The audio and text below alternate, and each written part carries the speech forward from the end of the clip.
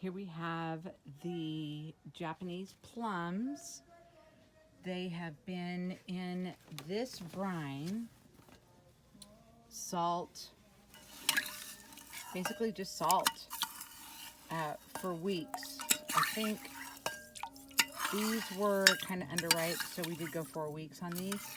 And you can see we have the salt here in the bottom left over. We are going to use the juice for the umeboshi, but the extra leftover salt we're gonna dry out, and it's gonna be plum salt. So exciting. So many things that I just had no idea about, and I am learning here up on the Butterfly Hill, and I can't wait for you to come learn with us. So, here we have, again, the plums that have been soaking in that brine, just salt, and the juice of the plums make that happen. So after 4 weeks in the crock, they have come out to dry in the sun for 2 full days.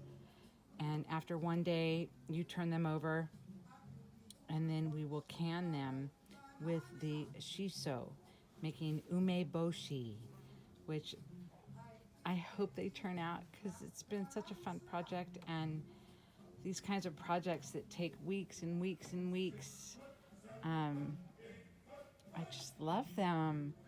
So you can see that I went ahead and I put down some paper, and then I put down some waxy paper just to keep them clean.